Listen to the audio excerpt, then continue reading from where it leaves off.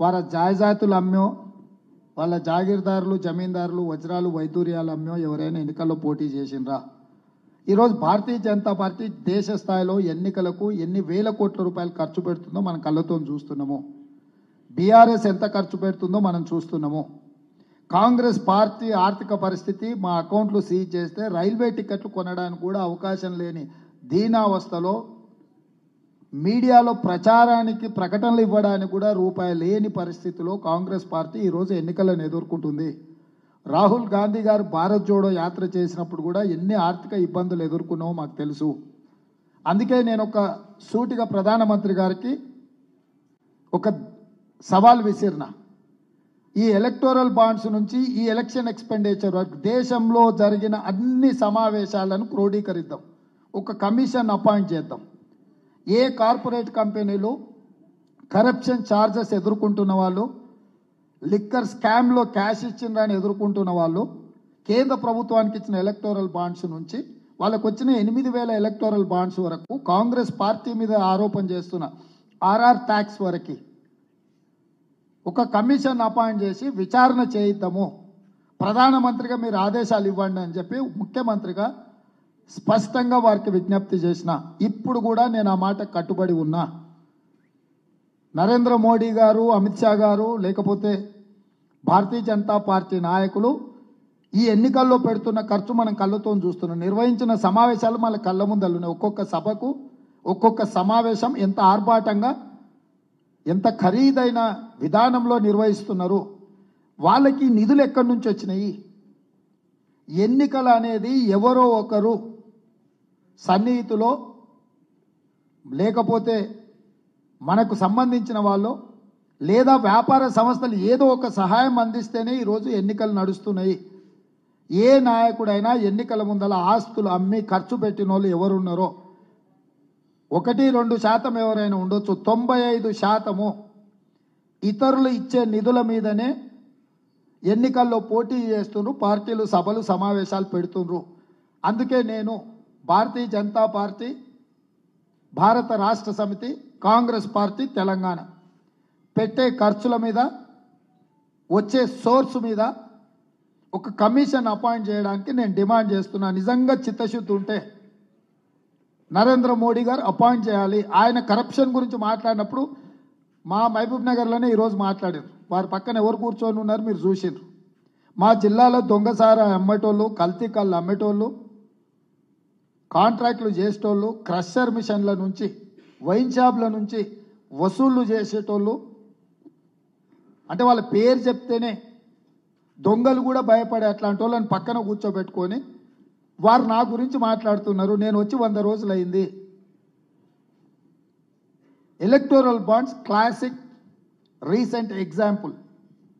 Electoral bonds రద్దు చేసినాక కూడా మోడీ గారు లేదు లేదు ఎలక్టోరల్ బాండ్స్ కరెక్ట్ అంటున్నారు. రాజు నీతిగా ఉంటే సరిపోదు, రాజ్యాన్ని కూడా నిజాయితీగా నడిపినప్పుడే రాజు యొక్క నీతి గురించి చర్చ జరుగుద్ది.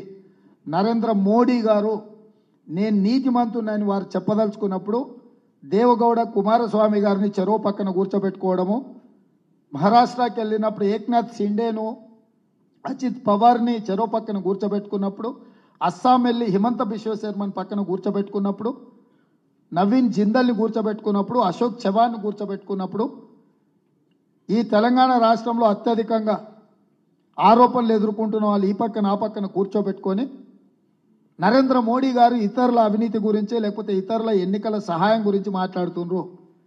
ఈ ఎన్నికల్లో సహాయం పొందకుంటే ఎన్నికలు నిర్వహిస్తున్నామని వాళ్ళైతే శ్రీరాముడిని నమ్ముతారు కదా. మన రాష్ట్రంలోనే భద్రాచలంలో శ్రీరామచంద్రుడు ఉన్నాడు. బీజేపీ నాయకులు ఎవరు వచ్చి రామచంద్రుడి మీద ఒట్టే చెప్తారు, మేము రూపాయి ముట్టుకోకుండా మా ఆస్తులు అమ్మి మా చెమటను దారబోసి ఎన్నికలు నిర్వహిస్తున్నామని చెప్పడానికి ధైర్యం ఉందా? ఒకవేళ అట్లా నరేంద్ర మోడీ గారు, ఆ పార్టీల కీలకమైన నాయకులు, జాతీయ అధ్యక్షుడు వచ్చి చెప్తే ఈ ఎన్నికలలో ప్రచారమే చేయను, ఎన్నికలు వదిలేస్తాను నేను. కాబట్టి ఇతరుల మీద హోదా మర్చిపోయి కూడా దిగజారి, నన్నంటే పర్వాలేదు ఎందుకంటే నేను సమకాలీన రాజకీయాలలో ఉన్నా, రాహుల్ గాంధీ గారి మీద అవినీతి ఆరోపణలు చేయడం అంటే ఇంకా నరేంద్ర మోడీ గారు అధపాతాళానికి నైతిక విలువల్ని వదిలేసి పోయినట్టే. సర్వం త్యాగం చేసిన రాహుల్ గాంధీ కుటుంబం, రాహుల్ గాంధీ గారిని ఎవరైనా ఇతర విషయాలలో మీరు విమర్శించవచ్చు, నేను ఆ విమర్శలో మీకు ఏమైనా లాజిక్ ఉండొచ్చు, కానీ corruption charges against Rahul Gandhi or Gandhi family అని అంటే వేల కోట్ల రూపాయలు వాళ్ళ ఆస్తులు జాతికి అంకితం చేశారు. నేను చెప్పేదానికంటే మీరు అందరు విఘ్నులు, మీకు తెలుసు. ఎన్నికల కోసం గెలవడం కోసం ఈ రకమైన దిగజారుడు ఆరోపణలు వాళ్ళ హోదాకి, ఆ కుర్చీకి గౌరవాన్ని తెచ్చిపెట్టవు.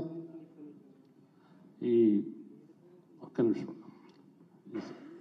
ఈ సభకి ఢిల్లీ నుంచి the print editor DK Singh గారు వచ్చారు. I request mister DK Singh to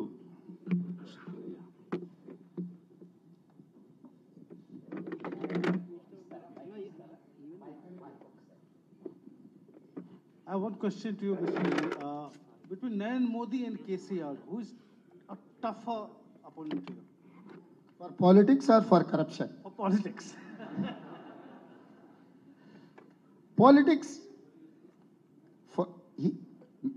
Chandrasekhar Rao is a local player, so he know how to react in Telangana.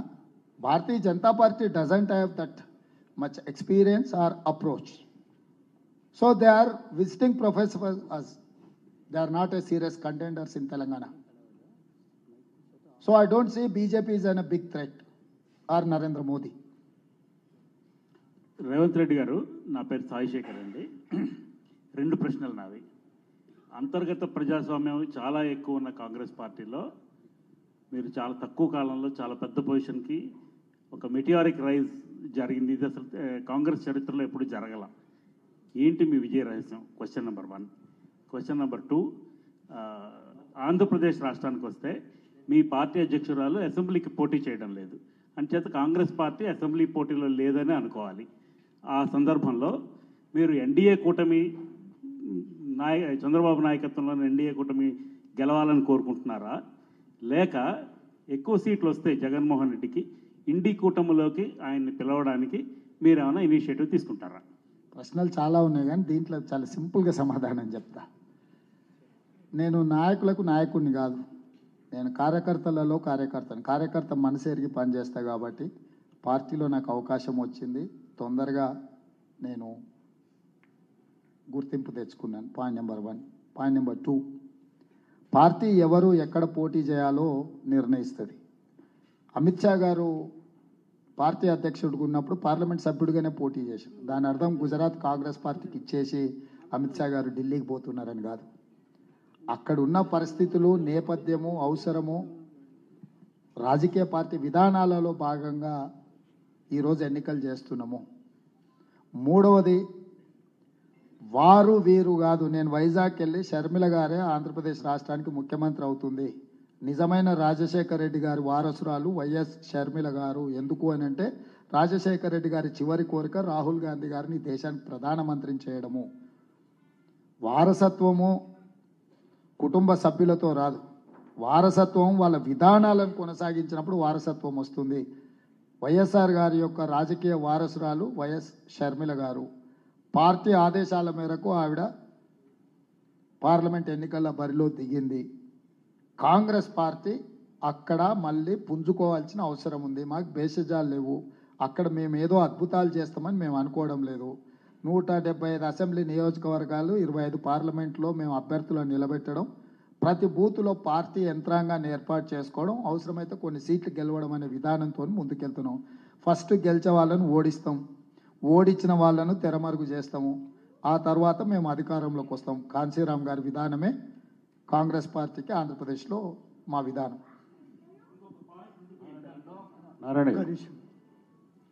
ముఖ్యమంత్రి గారు, నేషనల్ పాలిటిక్స్లో చాలా పెద్ద చర్చ జరుగుతున్న విషయం మీరు లేవనెత్తినారు. యూపీఏ ఎజెండాలో కానీ మీ నేషనల్ లీడర్షిప్ ఎజెండాలో కానీ ఈ 2 లేవు. ముందు ఉన్నాయి కానీ ప్రముఖంగా లేవు. రిజర్వేషన్లు, రాజ్యాంగం రద్దు, చాలా పెద్ద టాస్క్ని ఎత్తుకున్నారు మీరు. ఇది ఒక ఎన్నికల ఎత్తుగడన, భవిష్యత్తులో దీని మీద ఆధారపడి చేయాల్సిన పోరాటాలకి ముందుంటారా? ఈ రెండింటికి సమాధానంగా. డెఫినెట్గా, అంటే నేను ఆధారాల ప్రాతిపదికన ఈ అంశాలు లేవనెత్తిన. రెండు విషయాలు ఇందులో 2000 సంవత్సరంలో ఎన్డీఏ అధికారంలో ఉన్నప్పుడు అటల్ బిహారీ వాజ్పేయి గారు కేఆర్ నారాయణన్ గారి ప్రసంగంలో రాజ్యాంగాన్ని మార్చే విషయానికి సంబంధించిన అంశాన్ని ప్రస్తావించిండు. 21 ఫిబ్రవరి 2000 సంవత్సరంలో గెజిట్ నోటిఫికేషన్ విడుదల చేసి జస్టిస్ వెంకటాచలయ్య కమిషన్ అపాయింట్ చేసింది. 50 సంవత్సరాలు రాజ్యాంగం పూర్తి అయిన సందర్భంలో రాజ్యాంగంలో తీసుకురావాల్సిన మార్పుల గురించి, రాజ్యాంగాన్ని మార్చే విధానం గురించి వారిని అపాయింట్ చేసి 2002లో 10 మందితో కూడుకున్న జడ్జిలందరూ కలిసి నివేదిక ఇచ్చారు. అది ఇప్పుడు కనిపించడం లేదు. First point. సెకండ్ పాయింట్, 1925లో రాష్ట్రీయ స్వయం సేవక్ సంఘ్ మొదలుపెట్టినప్పుడు డాక్టర్ కేశవరావు బలిరామ్ హెగ్డేవర్ గారు స్వతంత్రం కోసం కొట్లేవాడు చాలామంది ఉన్నారు. హిందువుల యొక్క హక్కుల కోసం, హిందూ సమాజం కోసం పనిచేసే వాళ్ళు లేరు. అందుకోసమే నేను ఆర్ఎస్ఎస్ను ప్రారంభిస్తున్నా. 100 సంవత్సరాల లోపల ఈ దేశాన్ని హిందూ దేశంగా ప్రకటించే విధానాన్ని కార్యాచరణ తీసుకొని ముందుకెళ్తామని వారు మొదలుపెట్టినారు. ఆ రోజు ఆ 100 సంవత్సరాలు 2025 ఇప్పుడు పూర్తి కాబోతుంది. వారి తర్వాత బాధ్యతలు తీసుకున్న గోల్వాల్కర్ గారు రాసిన రచనలు మీరు అందరు చదివినారు. బంచ్ ఆఫ్ థాట్స్ కాకపోతే ఇతర విషయాలు. వారు రిజర్వేషన్లను వ్యతిరేకిస్తూ స్పష్టమైన విధానాన్ని మాట్లాడినరు, రాసిండ్రు. ఈరోజు అన్ని రాజకీయ పార్టీలు అవి మదర్ ఆర్గనైజేషన్స్, వాటికి ఫ్రంటల్. ఇప్పుడు కాంగ్రెస్ పార్టీ ఉందనుకోండి, ఐఎన్సీ ఇస్ మదర్ ఆర్గనైజేషన్. మాకు యూత్ కాంగ్రెస్ కావచ్చు, ఎన్ఎస్యుఐ కావచ్చు, మహిళా కాంగ్రెస్ కావచ్చు, ఐఎన్టీయూసీ కావచ్చు, ఇవన్నీ మా ఫ్రంటల్స్. మిగతా రాజకీయ పార్టీలు కూడా రాజకీయ పార్టీలే మెయిన్ ఆర్గనైజేషన్స్, మిగతా ఇవన్నీ frontals. Whereas in BJP is not an mother organization. BJP is an frontal organization of RSS. RSS యొక్క రాజకీయ కార్యాచరణను అమలు చేయడానికి వాళ్ళు బీజేపీని ఏర్పాటు చేసుకున్నారు. హిందూ సమాజం కోసం విశ్వ హిందూ పరిషత్తును పెట్టుకున్నారు. విద్యార్థి సమాజం కోసం అఖిల భారతీయ విద్యార్థి పరిషత్తును పెట్టుకున్నారు. రైతుల కోసం బీకేఎస్ పెట్టుకున్నారు. కార్మికుల కోసం బిఎంఎస్ పెట్టుకున్నారు. అగ్రెసివ్ మిలిటెంట్ యాక్టివిటీ కోసం బజరంగ్ దళ్ను పెట్టుకున్నారు. ఆదివాసీల కోసం వనవాసి కళ్యాణ్ పరిషత్ అని పెట్టుకున్నారు. అంటే ఆర్ఎస్ఎస్ యొక్క ఎజెండాను అమలు చేయడానికి ఆర్ఎస్ఎస్ ఎన్నో ఫ్రంటల్ ఆర్గనైజేషన్స్ పెట్టుకున్నది. అందులో political frontal organization is BJP. 3 తలాక్, 370 article, citizen amendment act, uniform civil code, వీటన్నిటిని కూడా ఆర్ఎస్ఎస్ ఎజెండాలో ఉన్న వాటిని పూర్తి చేసిండ్రు. ఇప్పుడు మిగిలిన రెండు. ఒకటి రాజ్యాంగాన్ని మార్చడము, 2 రిజర్వేషన్లు రద్దు చేయడం. ఈ రెండింటిని అమలు చేయడానికి 2/3 మెజారిటీ కోసం ఇస్ బార్ 400 పార్ అనే స్లోగన్ తీసుకొని 400 సీట్లు వస్తే 2/3 మెజారిటీతోని సభలో పాస్ చేసి మోర్ దాన్ 50% రాష్ట్రాలలో ప్రభుత్వాలు ఆమోదిస్తే ఆ బిల్ పాస్ అవుతుంది. అందుకే 8 రాష్ట్రాలను ప్రతిపక్షాల కూటంలో ఉన్న ప్రభుత్వాలను పడగొట్టి వాళ్ళు సొంత ప్రభుత్వాలు ఏర్పాటు చేసుకున్నారు. ఈ 2025 అనేది మనకు అత్యంత కీలకమైన సంవత్సరము. ఆర్ఎస్ఎస్ 100 సంవత్సరాలు పూర్తి చేసుకోకపోతుంది. ఆర్ఎస్ఎస్ భావజాలాన్ని పూర్తి స్థాయిలో ఈ దేశంలో అమలు చేయడానికి అగ్రెసివ్గా బీజేపీ ముందుకు రాబోతుంది. ఇది ఐడియాలజికల్ వార్. ఈ ఐడియాలజికల్ వార్లో వాళ్ళు దేన్నైనా స్టేక్ చేస్తారు. వాళ్ళ విధానము అదేవిధంగా 1881 నుంచి బ్రిటిషర్స్ మొదలుపెట్టారు జనాభా లెక్కలు కట్టడం. ప్రతి 10 సంవత్సరాలకి జనాభాను లెక్కించి ఆ దేశంలో ఎంత జనాభా ఉన్నారో చెప్పే విధానాన్ని బ్రిటిషర్స్ తీసుకొచ్చారు. స్వతంత్రం వచ్చే వరకు కూడా ప్రతి 10 సంవత్సరాలకు ఒకసారి జనాభాను లెక్కగట్టి సమాజానికి చెప్పిండ్రు. స్వతంత్రం వచ్చిన తర్వాత కూడా, రాజ్యాంగం వచ్చిన తర్వాత కూడా మనం అదే విధానాన్ని లెక్కించినము. కాంగ్రెస్ అధికారంలో ఉన్నప్పుడు 2011లో కూడా మనం జనాభాను లెక్కించినము. నరేంద్ర మోడీ గారు ప్రధానమంత్రి అయిన తర్వాత 2021లో జనాభా లెక్కలు జరగలేదు. జనాభా లెక్కలతో పాటు కులగణన జరగాల్సిందని కాంగ్రెస్ పార్టీ డిమాండ్ చేసింది. ఈరోజు ఎందుకు భారతీయ జనతా పార్టీ జనాభా లెక్కలు లెక్కించలేదు? జనాభా లెక్కించకపోవడానికి కారణం ఏంది? ఎందుకు బీసీ రిజర్వేషన్లను బీసీ జనాభా లెక్కించడాన్ని కంప్లీట్గా నరేంద్ర మోడీ గారు వ్యతిరేకించారు. మీకు 1978 అపాయింట్ చేసిన బీపీ మండల్ కమిషన్ కావచ్చు, 1990లో విపి సింగ్ గారు అమలు చేసిన మండల్ కమిషన్ కావచ్చు, మండల్ కమిషన్ నిర్వీర్యం చేయడానికి కమాండల్ ఎల్కే అద్వానీ గారు రథయాత్ర కావచ్చు, ఆ రోజు దేశంలో జరిగిన పరిణామాలు, 90 దశకంలో జరిగిన ఈ దేశంలో పరిణామాలు మీకు అందరికీ బాగా తెలుసు. సో వీటన్నిటి నేపథ్యంలో వాళ్ళు ఏ విధానాన్ని అయితే తీసుకొని రావాలనుకొని రహస్యంగా ఒక కార్యాచరణతో ముందుకు వస్తుండ్రో ఆ అంశాన్ని ఆ తేనెతుట్టే నేను కదిలిచ్చిన. నా స్థాయి కానీ నా అనుభవం కానీ చాలా చిన్నది. నేను ఎక్కడో ఇక్కడ తెలంగాణలో ఒక ఊర్లో ఉండి మాట్లాడిన విషయానికి మోహన్ భాగవత్ గారు హైదరాబాద్ పర్యటనకు వచ్చి వివరణించే ప్రయత్నం చేసిండు. నరేంద్ర మోడీ గారు ఎదుర్కొనే ప్రయత్నం చేసిండ్రు. అమిత్ షా గారు నా మీద క్రిమినల్ కేసు రిజిస్టర్ చేసిండు. I'm sorry to say ministry of home affairs has filed A complaint against chief minister of Telangana. నేను చేసింది political charge against one political party and one political leader. కానీ ఎంహెచ్ఏ రోల్ ఏముంది ఇందులో? MHA filed ఏ complaint. ఈరోజు నా మీద FIR చేసి నన్ను ఢిల్లీకి రమ్మని నన్ను సమ్మన్ చేసింది ఎంహెచ్ఏ కంప్లైంట్ మీద. ఎన్నికల కోడ్ ఉన్నప్పుడు ఎన్నికల కమిషన్ పరిధిలో పనిచేయాల్సిన ఈ సంస్థలు ఎలక్షన్ కమిషన్ ఆఫ్ ఇండియా నోటీసులు లేకుండా ఎంహెచ్ఏ నా మీద దేశాన్ని విచ్ఛిన్నం చేయడానికి కుట్ర చేస్తున్నాడు తెలంగాణ ముఖ్యమంత్రి అని తెలంగాణ ముఖ్యమంత్రి హోదాలో ఫిర్యాదు చేయడం, ఎఫ్ఐఆర్ చేయడం, సమ్మన్ చేయడం జరిగింది. అంటే నేను లేవనెత్తిన అంశం యొక్క ప్రాధాన్యత, దాని యొక్క తీవ్రత ఏ స్థాయిలో ఈరోజు బీజేపీని ఉక్కిరి బిక్కిరి చేస్తుందో మనం అర్థం చేసుకోవచ్చు. కాబట్టి ఈ విషయాన్ని పూర్తి స్థాయిలో తేల్చడానికే కార్యాచరణ తీసుకున్నాం. వాళ్ళు సమ్మన్ చేసినా, మా వాళ్ళని అరెస్ట్ చేసినా, గాంధీ భవన్ మీద దాడి చేసినా, మా వాళ్ళందరినీ అరెస్ట్ చేసినా, ఢిల్లీలో అరెస్ట్ చేసి జైలుకు పంపించిన, ఈరోజు దాదాపుగా 200 మంది ఢిల్లీ పోలీసులు తెలంగాణ రాష్ట్రంలో ఉన్నారు. వివిధ పార్లమెంటు నియోజకవర్గాలలో వెళ్ళి కాంగ్రెస్కు పనిచేసే వాళ్ళందరినీ కూడా సమన్ చేస్తుండ్రు. మీ మీద ఆరోపణలు ఉన్నాయి, మీ మీద ఆరోపణలు ఉన్నాయి, మీ మీద ఆరోపణలు ఉన్నాయి. ఒక సోషల్ మీడియాలో పోస్టింగ్ కోసం ఎంహెచ్ఏ రంగంలో దిగింది. అంటే వ్యవస్థల్ని ఎంత దుర్మార్గంగా, ఎంత బాధ్యతారహితంగా ఉపయోగిస్తారో దీని తీవ్రతను మీరు అర్థం చేసుకోండి. అందుకే నేను విజ్ఞప్తి, ఈ ఎన్నికలు నేను ఓపెనింగ్ రిమార్క్స్లోనే నేను చెప్పిన, ఈ ఎన్నికలు సాదాసీదా ఒకరు అధికారం చేపట్టి సంక్షేమం అభివృద్ధి చేసే ఎన్నికలు కాదు.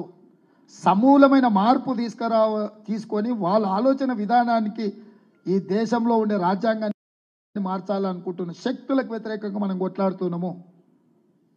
సో ఇది నా సామాజిక బాధ్యత అనుకుంటున్నాను. నేను ఏదో రాజకీయ పార్టీ నాయకుడిగా వ్యవహరించడం లేదు. నాకున్న పరిమితమైన అవగాహనతోటి రాబోయే ప్రమాదాన్ని ఊహించి ఆ కార్యాచరణలో భాగంగానే ప్రయత్నం చేస్తున్నా. ఎస్, డెఫినెట్గా కాన్సిక్వెన్సెస్ నాకు తెలుసు. మీరు ఏ ఎన్నికలైనా మోడీ గారు, అమిత్ షా గారు ఇన్నిసార్లు every alternate day Modi or Amit Shah తెలంగాణకు వస్తున్నారు. స్ట్రైట్గా టార్గెట్ చేసి మాట్లాడుతున్నారు. ఏఐసిసి ప్రెసిడెంట్ను కానీ ఏఐసిసి లీడర్స్ని కూడా టార్గెట్ చేయట్లేదు. యాజ్ ఎ ఇండివిజువల్ నా మీదనే ఫోకస్డ్గా మాట్లాడుతున్నారు అని అంటే నేను లేవనెత్తిన అంశం అనేది వాళ్లకు ఇబ్బందికరంగా మారింది. ఇది మన అందరి బాధ్యత దీన్ని ఎదుర్కోవాలనుకుంటే. Sir, Richard. Sir, Mr. Reddy, you surely have shaken them, so they are targeting you like this, I would say. But I had a very simple question for you. Should there be a retirement age for the Prime Minister? And the second question is that Economic Advisory Council of the Prime Minister has submitted a paper saying minorities are very well protected in India, whereas your party has been asking for caste and caste census and other things. I would like your views on these two. Sorry, come again, first question. What is First, that? should there be a retirement age for the Prime Minister? Yeah, actually, he has decided 75 years age for retirement in Bharatiya Janata Party as an elected representative. That is how he has forcefully taken a decision against L.K. Advani, Murali Manohar Joshi ji, and senior more leaders. Now, Narendra Modi ji is crossing 74 years. One more year is there. Just I wanted to pose the same question to Narendra Modi ji. Are you ready to retire at the age of 75 years? Where he has laid down this rule. And second thing, economic policies.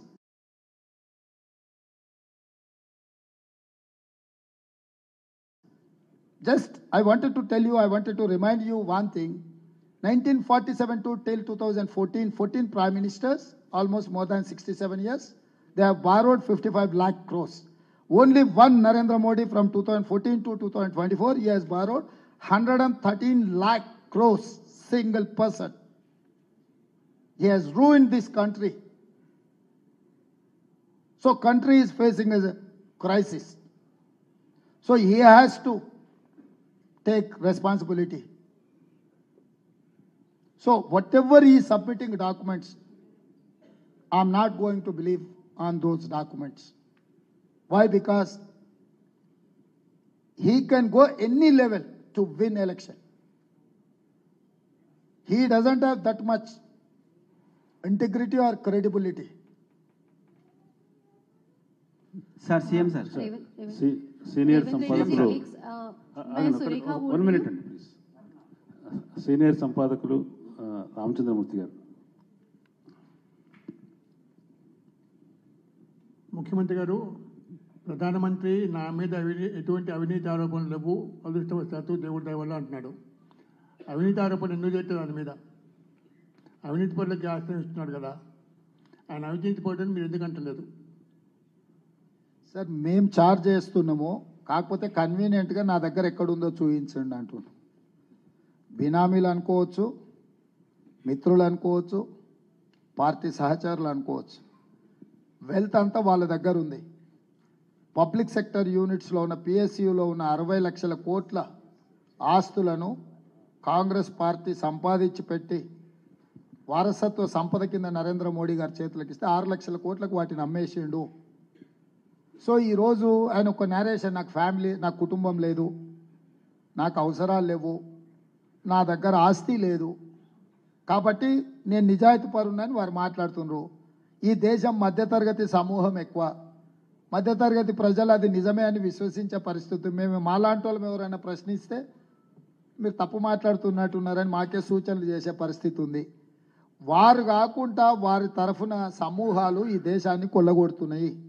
అది అదాని కావచ్చు, అంబానీ కావచ్చు. నిన్న మొన్న ఇక రాజకీయ నాయకులు అత్యధికంగా అవినీతి ఆరోపణలు ఎదుర్కొంటున్న వాళ్ళందరినీ వారే టార్గెట్ చేసి మాట్లాడతారు. కొంత సమయం తర్వాత వాళ్ళు అందులో చేరి వారి పక్కలనే కూర్చుంటారు, వాళ్ళు పునీతులు అయిపోతున్నారు. సో ఇది సమాజం అంతా కూడా గమనిస్తుంది. ఇప్పుడు అందుకే వారు ఆ విషయాలను ఎక్కువ ప్రస్తావించకుండా ఇతర అంశాల మీద చర్చ చేస్తున్నారు. కాకపోతే మీరు అన్నట్టు డెఫినెట్గా నేను మొదట్లోనే చెప్పిన, రాజు నీతిగా ఉంటే సరిపోదు, రాజ్యాన్ని కూడా నిజాయితీగా నీతిగా నడపాలి అనేది నరేంద్ర మోడీ గారిలో అది లోపించింది. అది సమాజం కూడా గమనించాల్సిన అవసరం ఉంది. CM sir. మిత్రులారా, ఒక్క నిమిషము. మన మధ్యలో సీనియర్ పాత్రికేయులు ఉన్నారు. ముందు అయిపోయిన తర్వాత అందరికీ అవకాశం ఉంటుంది, దయచేసి వేచి ఉండండి. వల్లీశ్వర్ గారు. నమస్కారం అండి. చిన్న ప్రశ్న చెప్పండి. ముఖ్యమంత్రి కేసీఆర్ గారు ఏమంటున్నారంటే మీ భాష ముఖ్యమంత్రి స్థాయి లేదు, ఎప్పుడైనా నేను మాట్లాడానా? ఎలా మాట్లాడుతున్నారు రేవంత్ రెడ్డి, మీ పద్ధత అంటున్నారు ఆయన. ఈ మధ్యన మన ఏటి శ్రీనివాస్ గారు మనకు మూర్తి గారు కొంతమంది పెద్దలంతా కలిసి మీటింగ్ పెట్టి ఎలక్షన్స్ ఎలాంటి భాష మాట్లాడాలని వాళ్ళు కొన్ని గైడ్లైన్స్ ఇచ్చారు. అసలు ఎన్నికల ప్రచారంలో భాష మీద క్రమశిక్షణ అవసరమా కాదా? మీ అభిప్రాయం ఏంటి? ఎన్నికల ప్రచారమే కాదు, వ్యక్తులుగా ఈ సమాజంలో మనకు కొంత బాధ్యత ఉంది. కుటుంబ సభ్యులు కూర్చొని రాజకీయ నాయకుల ప్రసంగాలను చూసే పరిస్థితి రాష్ట్రంలో ఉండాలని నేను కోరుకుంటా. నేను మొదటి వాడిని. కాకపోతే నాకున్న కంపల్షన్ ఏంటంటే, నా ఎదురుగా ఉండే ఆటగాడు కాలుతో ఆడుతుంటే నేను చేత్తో నాడిన అనుకుని ఆట ఓడిపోతా. సో నిబంధన అనేది మా ఇద్దరికి ఒకటే ఉండాలి. లెవెల్ ప్లేయింగ్ ఫీల్డ్ ఈక్వల్గా ఉండాలి. వారు నేను ముఖ్యమంత్రి అయిన మొదటి 100 రోజుల్లో ఏ రోజు కూడా పరుష పదజాలం కూడా వాడలేదు.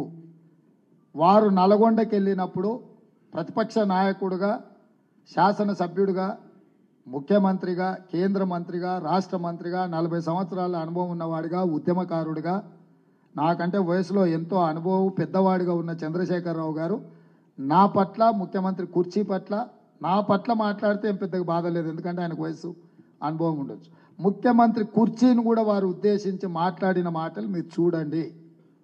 వారు మాట్లాడిన తర్వాత నేను స్పందించకపోతే నేను ఆటోలో నుంచి అవుట్ అయిపోతా. కాబట్టి ఆ గేమ్ రూల్ అనేది ఈ తెలంగాణ రాజకీయాలలో ఇట్లాంటి విధానాలను రూపొందించిన సృష్టికర్త వారే ఆద్యుడు, వారే పితామహుడు. వారే కొత్త విధానాలకు కూడా వరవడికి ఒక అవకాశం ఇచ్చి మీలాంటి పెద్దల్ని పిలిపించి మా అందరితో మాట్లాడిపించి ఒట్టేపించిన ప్రయోజనం లేదు. పేపర్ల మీద సంతకాలు పెట్టించాలి గట్టిగా. కాబట్టి నేను వారికి మీ ద్వారా సూచన చేస్తున్నా. మీరు ప్రధాన ప్రతిపక్ష నాయకుడు, నేను ఈ రాష్ట్రానికి ముఖ్యమంత్రిని. మన ఇద్దరం ఒక ఒప్పందానికి వస్తాము, పెద్ద మనుషుల ఒప్పందం చేసుకుందాము. భాష విషయంలో, భావ ప్రకటన విషయంలో సంవయనం పాటించి ప్రజలకు ఉపయోగపడే విధంగా సమస్యల ప్రాతిపదికనే చర్చ చేద్దామనే దానికి నేను సిద్ధంగా ఉన్నా. తెలంగాణ సమాజం మీరు ఎప్పుడు పిలిచినా నేను వచ్చి దాన్ని ఒప్పుకోవడానికి, సంతకం పెట్టడానికి నేను సిద్ధంగా ఉన్నా. వారు వస్తే తెలంగాణ సమాజానికి కూడా మంచి జరుగుద్ది. నగేష్ గారు. ముఖ్యమంత్రి గారు, ఇప్పుడు మీరేం చెప్తున్నారంటే, ఇది బీజేపీ బంచ్ ఆఫ్ థాట్స్లో గోల్వాల్కర్ చెప్పాడు ఏమిటంటే రిజర్వేషన్స్ ఎత్తేయాలనేది. వాళ్ళు ఏమంటున్నారంటే మీరు ముస్లిం రిజర్వేషన్స్ ఇంట్రడ్యూస్ చేయాలని ప్రయత్నం చేస్తున్నారు. దానికి ఆధారం ఏంటంటే ఆల్రెడీ బీసీఈ కింద 4% రిజర్వేషన్ ఉంది అనేది. సో ఇప్పుడు ఏమిటంటే 50% క్యాప్ వచ్చేసింది. కానీ కొన్ని రాష్ట్రాలు 50% కూడా దాటిపోయింది. తమిళనాడు ఎగ్జాంపుల్ మనకి రిజర్వేషన్స్. అలాంటి ఆలోచన మీకు ఏదైనా ఉందా? ఏది ముస్లిం రిజర్వేషన్స్ పెంచే ఆలోచన? మేము ముస్లిం రిజర్వేషన్ తేకంటే ముందే ముస్లిమ్స్కు వెనుకబడిన వర్గాలకు రిజర్వేషన్ ఉంది. దూదేకుల వాళ్ళు BC B గ్రూప్లోనో BC below Dudekula ఉన్నారు కదా. ఇప్పుడు మనం తీసుకొచ్చినాము. కాంగ్రెస్ వచ్చిన తర్వాత రాజశేఖర రెడ్డి గారు. సో అంతకంటే ముందే రాజ్యాంగంలోనే ముస్లింలో ప్రాక్టీస్ చేసే మైనారిటీ వర్గాల నుంచి కొన్ని సెక్షన్స్కి ఆల్రెడీ రిజర్వేషన్స్ ఉండి ఇంకొంతమందికి అదనంగా ఇచ్చిన 100% ముస్లిమ్స్కు కాంగ్రెస్ పార్టీ రిజర్వేషన్ ఇవ్వలేదు. ముస్లింలో వెనుకబడిన వాళ్ళు సచార్ కమిటీ నివేదిక ప్రకారము బీసీ ఈ గ్రూప్ కింద ఇచ్చారు, ముస్లిం కింద ఇవ్వలేదు. సో ఈ దేశ ప్రధానమంత్రి స్ట్రైట్గా మత ప్రాతిపదికన కాంగ్రెస్ పార్టీ రిజర్వేషన్లు ఇస్తుందని ఆరోపణ చేస్తున్నాడు అని అంటే వారికి రాజ్యాంగం తెలియదా? రాజకీయం కోసం ఏదైనా మాట్లాడుతూ అంటారా? పాయింట్ నెంబర్ 1, 50% సీలింగ్ ఉందని ధర్మాసనం 9 మంది జడ్జిలు ఇచ్చిన జడ్జిమెంట్ ఉంది. ఆ క్యాప్ తొలగించాలంటే జనాభాను లెక్కించండి. 27% బీసీలకు ఇస్తున్న రిజర్వేషన్ పెంచాలి అని అంటే మండల్ కమిషన్ ఇష్యూలో court Indra Sawhney versus union of ఇండియాలో ఇచ్చిన ప్రధానమైన డైరెక్షనే అది.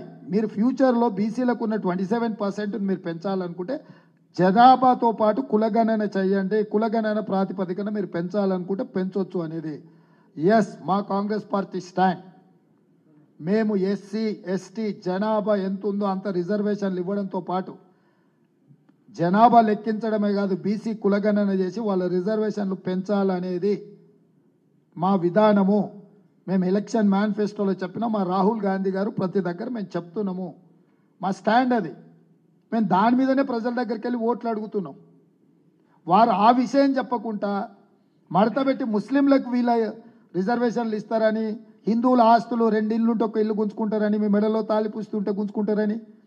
ఒక ప్రధానమంత్రి రాజ్యాంగం తెలిసినవాడుగా రాజ్యాంగం మీద ప్రమాణం చేసి బాధ్యత స్వీకరించి నరేంద్ర మోడీ గారు ఆ రకంగా మాట్లాడుతున్నారని అంటే భారతీయ జనతా పార్టీ దిగజారుడు రాజకీయాలను, అందుకే నేను చెప్తున్నా ఇది ప్రమాదకరంగా పరిణమించింది కాబట్టి ఇప్పుడు ప్రజలు నిర్ణయించాలి అని. సోమశేఖర్ గారు. రేవంత్ రెడ్డి గారు, నా పేరు సోమశేఖర్. ఒక observation which I want you to clarify. Indira Gandhi గారు పవర్ఫుల్గా ఉన్నప్పుడు, ఎమర్జెన్సీ అంతా అయినప్పుడు ఇండియా ఈజ్ ఇందిరా అన్న తర్వాత what happened we know. Today in the country there is an undeclared emergency అని చాలామంది అంటున్నారు, opposition and all that. And India is Modi. Do you think there is something coincidentally a result that could come out very soon? That is an observation which I want you to react. My question is, ఈ parliament election ముందర ఒక special session పెట్టి అన్ని పార్టీలు విమెన్కి 30% reservation ఇవ్వాలి అని ఒక historical decision has been taken. Now please tell me from including your party, which party has given even 15% reservation for candidates? Do you think women do not matter? Asal discussion kaada adi. Why you have not done? Thank you. So ఆ రోజుల్లో జరిగిన పరిణామాలు అవన్నీ చర్చలు జరిగినాయి. అపరకాలి అని అటల్ బిహారీ వాజ్పేయి గారే ఇందిరాగాంధీ గారిని అభినందించారు. వారు పాకిస్తాన్ మీద వీరు సర్జికల్ స్ట్రైక్ చేసినా అని గొప్పలు చెప్పుకొని వారితో పోల్చుకునే ప్రయత్నం చేస్తున్నారు. ఆ రోజు యుద్ధం చేసే పాకిస్తాన్ ఓడించి బంగ్లాదేశ్ను విభజించిన చరిత్ర కాంగ్రెస్ పార్టీది, ఇందిరాగాంధీ గారిది. ఆ తర్వాత జరిగిన పరిణామాలు, దేశంలో వచ్చిన ఎమర్జెన్సీ, ఆ తర్వాత రకరకాల మార్పులు చేర్పులు, చివరికి కాంగ్రెస్ పార్టీ ఆ జరిగిన పరిణామాల మీద జాతికి క్షమాపణ చెప్పింది. అప్పుడు తప్పిదాలు జరిగినాయి, భవిష్యత్తులో అలాంటి తప్పు జరగదు అని కాంగ్రెస్ పార్టీ స్పష్టంగా నిర్ణయం తీసుకుంది. ఎమర్జెన్సీ విషయంలో కావచ్చు, దాని తర్వాత జరిగిన పరిణామాల విషయంలో కాంగ్రెస్ పార్టీ విచారం వ్యక్తం చేసింది. ఆ విధానాలు భవిష్యత్తులో తీసుకోమని కూడా కాంగ్రెస్ పార్టీ చెప్పింది. ఈరోజు ఆ రోజు ఇందిరాగాంధీ గారు డైరెక్ట్గా ఎమర్జెన్సీని డిక్లేర్ చేసింది. కానీ నరేంద్ర మోడీ గారు అన్డిక్లేర్డ్ ఎమర్జెన్సీని ఇంపోజ్ చేస్తున్నాడు in the name of democracy. So అంతకంటే నరేంద్ర మోడీ గారు ఎక్కువ ప్రమాదకరంగా తయారైనరు. ఈరోజు ఐడియాలజికల్ పార్టీ అని చెప్పుకునే అవకాశము భారతీయ జనతా పార్టీ కోల్పోయింది. సిద్ధాంతం అనేది లైబ్రరీలో డిస్కషన్ చేసుకోవడానికి మాత్రమే మిగిలిపోయింది వాళ్లకు. ఇట్లాంటి పరిణామాలు ఈ దేశానికి మంచివి కావని మేమందరం తాపత్రయపడుతున్నాం, మేమందరం కొట్లాడుతున్నాము. ఇక regarding women reservation, Rajiv Gandhi గారే స్థానిక సంస్థలలో మొట్టమొదట ఉమెన్ రిజర్వేషన్ ఇంట్రడ్యూస్ చేసింది, ఎంపవర్ చేసింది. రాజ్యాంగాన్ని సవరించడమే కాకుండా వాళ్ళకి ఇచ్చిండ్రు. రాజ్యసభలో బిల్లు కూడా ఉమెన్ రిజర్వేషన్ మీద 1/3 రొటేషన్ సిస్టంలో రాజ్యసభలో బిల్ పాస్ చేయించింది శ్రీమతి సోనియా గాంధీ గారు. So we are for it. Congress party విధానమే చట్టసభలల్లో మహిళలకు రిజర్వేషన్లు ఉండాలని. ఇప్పుడు ఇంకొక అడుగు ముందుకేసి ఆ మహిళలలో కూడా బలహీన వర్గాలకు కూడా కోటా ఉండాలనే విధానాన్ని కూడా కాంగ్రెస్ పార్టీ ఈరోజు సవరించుకుంది. మీరు మొన్న ఎలక్షన్లో మీరు క్యాండిడేట్స్లో 30% మీరు ఇవ్వలేకపోయినాము. నేను అదే చెప్తున్నా. ఆ పరిస్థితి వెరీ స్ట్రాంగ్ ఓటరీ సోమశేఖర్ గారు, ఉన్నప్పుడు ఇనబిలిటీ క్రైటీరియా ఉన్నప్పుడు మిగతా స్థితిగతులు మిగతావి కూడా పరిగణలోకి తీసుకుంటున్నప్పుడు మనం దీన్ని చేయలేము కాబట్టి చట్టబద్ధత కల్పించాలనేది కాంగ్రెస్ పార్టీ ఆలోచన. అందుకే చట్టం చేసినాము. చట్టం ద్వారానే అమలు చేయాలి, అప్పుడు నియంత్రించడానికి అవకాశం ఉంటుంది అనేది మా విధానం. అయినా కూడా అందరికంటే ఎక్కువ మహిళలకు ఇచ్చిందేమేమో. మొదటి 5 సంవత్సరాలు కేసీఆర్ మంత్రులే ఇయ్యలే, నేను అయినంబడే 2 మహిళలకు మంత్రులు ఇచ్చిన. रेवंत रेड्डी जी, मेरा नाम सुरेखा है और एक सवाल ये कि आंतरिक सुरक्षा जो देश की है, जब हम बात आतंकवादी घटनाओं की जो हो रही थी, उसके मद्देनजर मोदी सरकार ने कैसा काम किया, इस पर आपका विश्लेषण। और धर्म के नाम पर जो है विभाजन करने की बात आप आरोप कर रहे हैं भाजपा पर, क्या आप दक्षिण और उत्तर भारत के बीच में विभाजन नहीं कर रहे हैं? जब आप कह रहे हैं कि उनको ज़्यादा दिया जाता है, वो कहते हैं कि जो गरीब राज्य है उनको दिया जा रहा है, आप इस तरीके से कैसे देख रहे हैं? तो क्या ये विभाजन आपकी तरफ से नहीं किया जा रहा है? मेरे तरफ से सीधा सीधा मैं जवाब देना चाहता हूं, क्योंकि भारतीय जनता पार्टी हर बार राजनीति में कुछ फायदा उठाने के लिए कोशिश कर रहा है।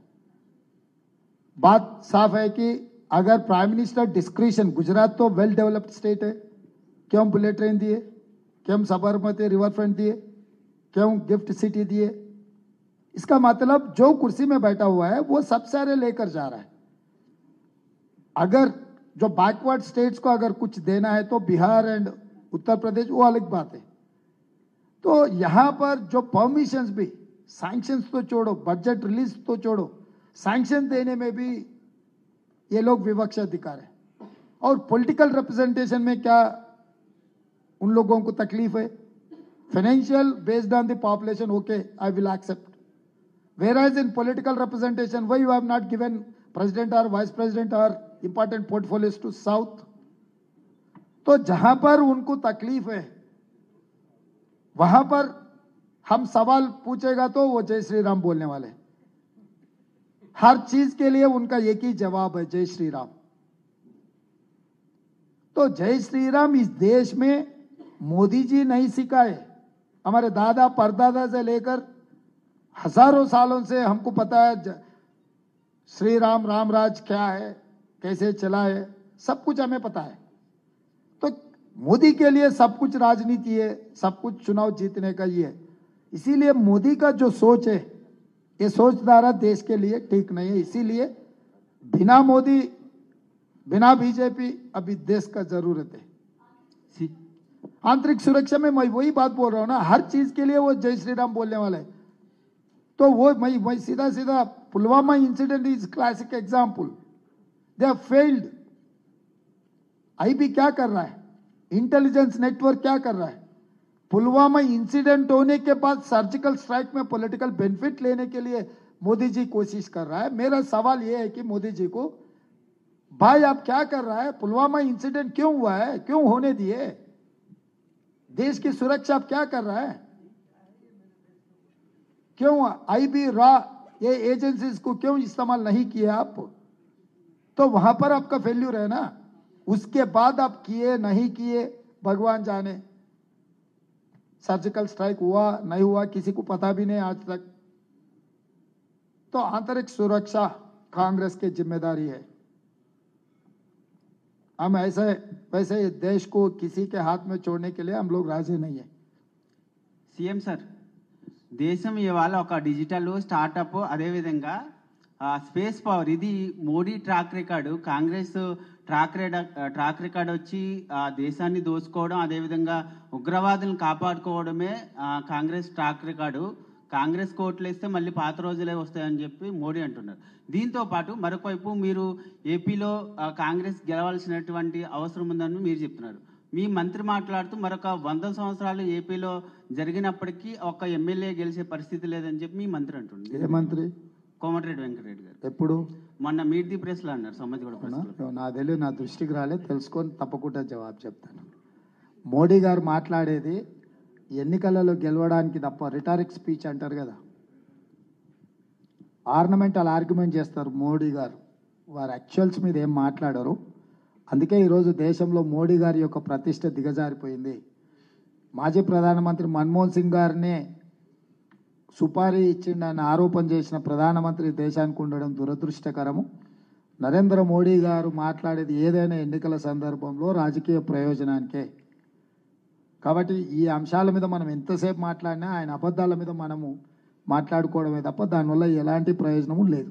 సార్, తెలంగాణలో కేసీఆర్ అప్రజాస్వామిక విధానాలు అవలంబిస్తున్నాడు, అవినీతితో రాజ్యం చేశాడని ఆరోపిస్తూ మీరు చెప్పిన దాన్ని విశ్వసించి మీకు పట్టం కట్టారు తెలంగాణలో. ఇప్పుడు పార్లమెంట్ ఎన్నికలు జరగబోతున్నాయి.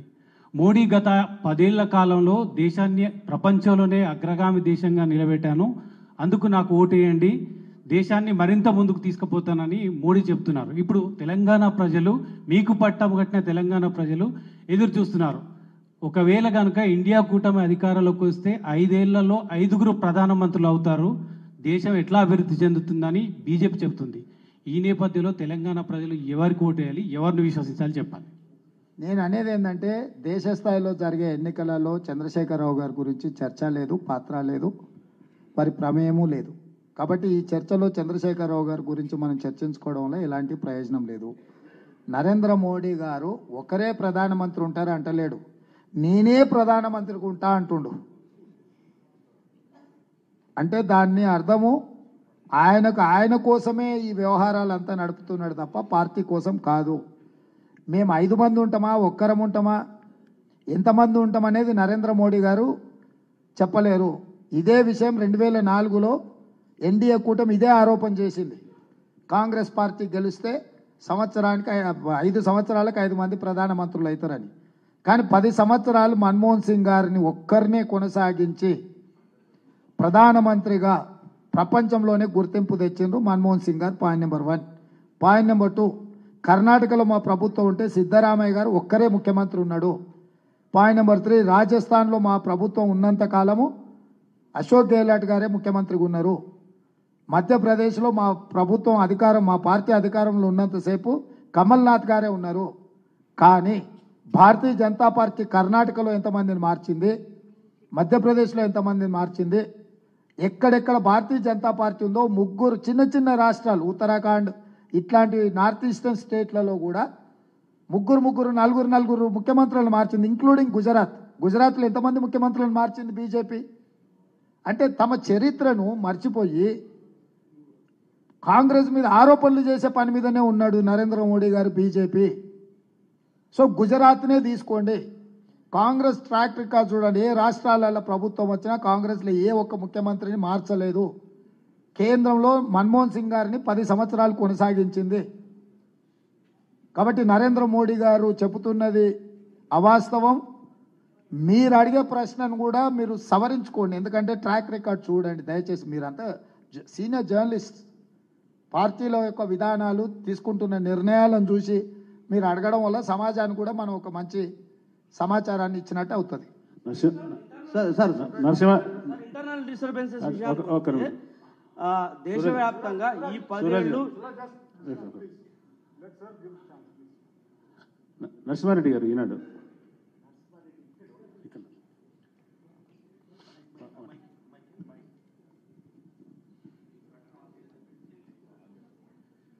ఏదైతే బీజేపీ హిందుత్వ అజెండాను చాలా తీవ్రంగా చేస్తుందో దేశంలో, దానికి మీరు ఎత్తిన రిజర్వేషన్స్ కౌంటర్గా అనుకుంటున్నారా మీరు? రిజర్వేషన్ల వ్యవహారము హిందుత్వకు.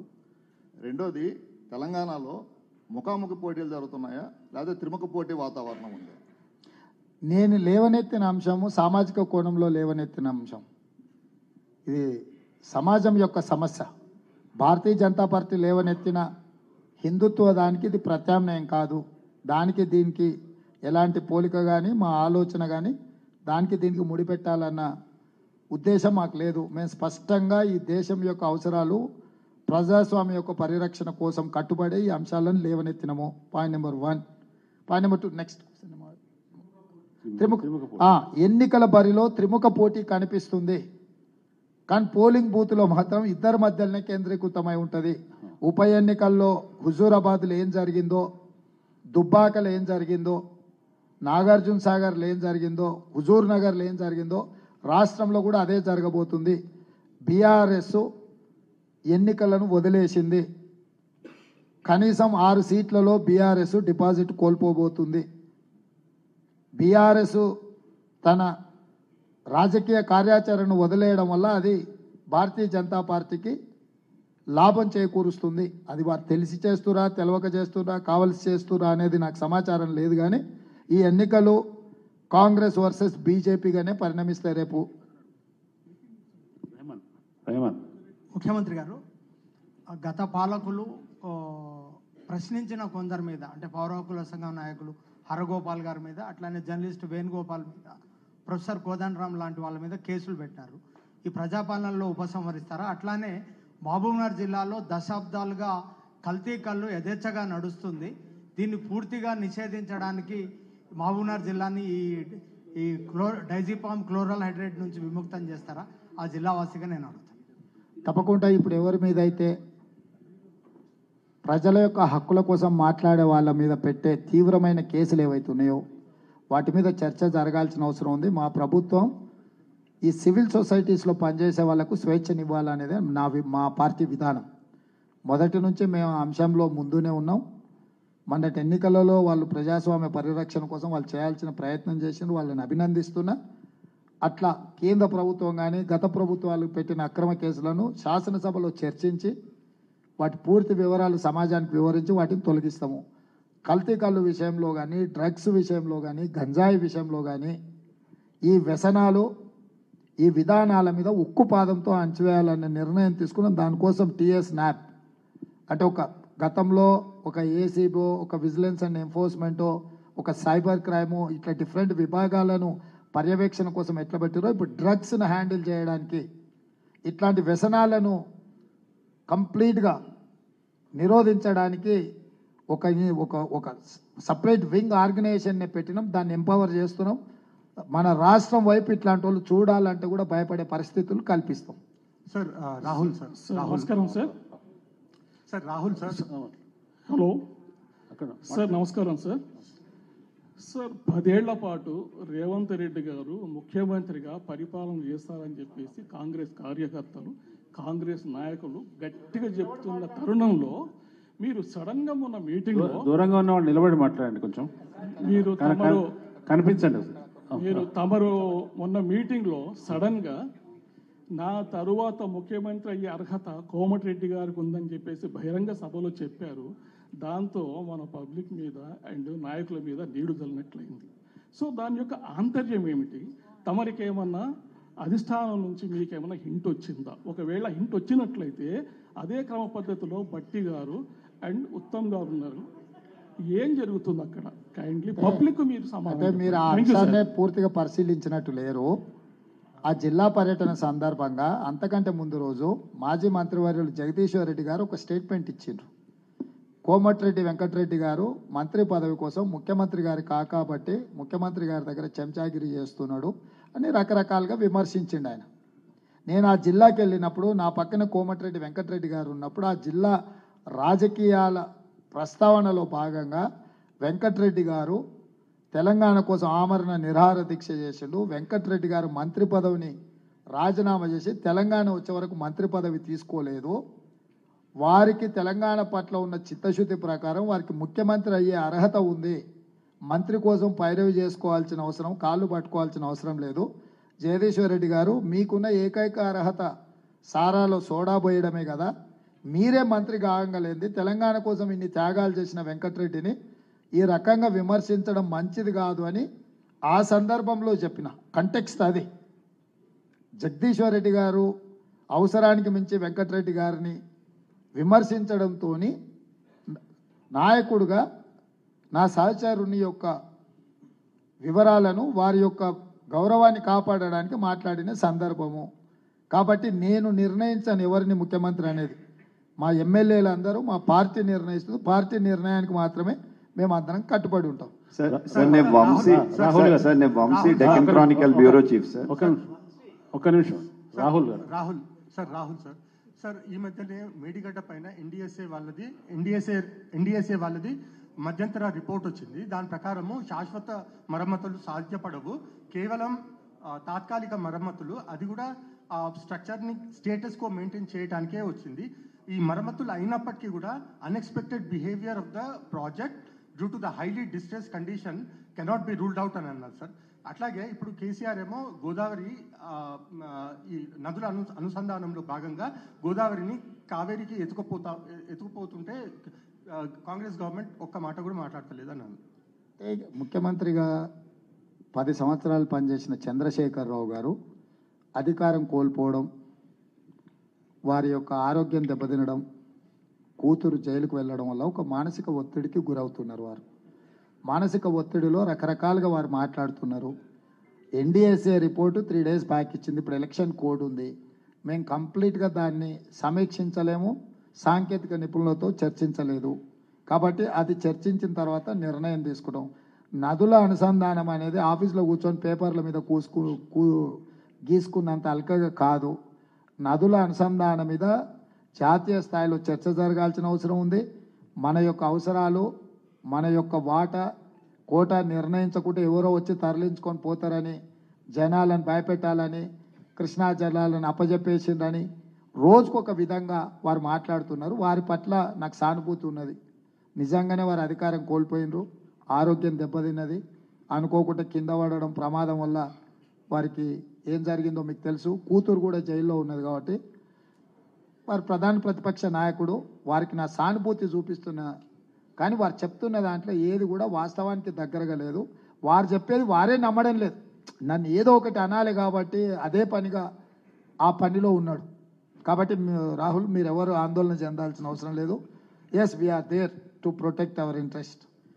సార్, నేను Vamshi, Deccan Chronicle bureau chief. Sir, sir, as a chief minister belonging to a national party, how do you justify your comments like south versus north divide and Gujarat versus Telangana and all, because you are not a regional party leader?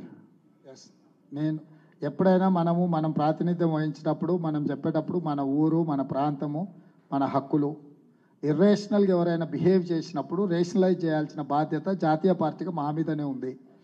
అందరికీ సమాన అవకాశాలు, సమాన వెసులుబాటు ఉండాలి. ఇవాళ గుజరాత్ వాళ్ళు ఇతరులకు ఏ అవకాశాలు ఇవ్వకుండా ఒక పెత్తందారి పోకడతో పోతున్నారు. కాబట్టి దాన్ని ప్రజలకు చెప్పే ప్రయత్నం చేస్తున్నాను. నేషనల్ పార్టీగా మా బాధ్యత అది. ఎందుకంటే యూనియన్ ఆఫ్ స్టేట్స్ ఈ దేశం. సో యూనిటీ ఇన్ డైవర్సిటీ అనేది కూడా మనం ఎందుకు అనుకుంటున్నాం, ఈ అన్నిటిని దృష్టిలో పెట్టుకుని మాట్లాడుకుంటున్నాం. సో ఇది సందర్భం కాబట్టి ఈ అంశాలను లేవనెత్తిన. ఇప్పటికైనా నరేంద్ర మోడీ గారు ఈ సమస్యను తీవ్ర రూపం దాల్చక ముందే వారు సవరించుకుంటే మంచిది. ఆశీష్ ఉన్నారు.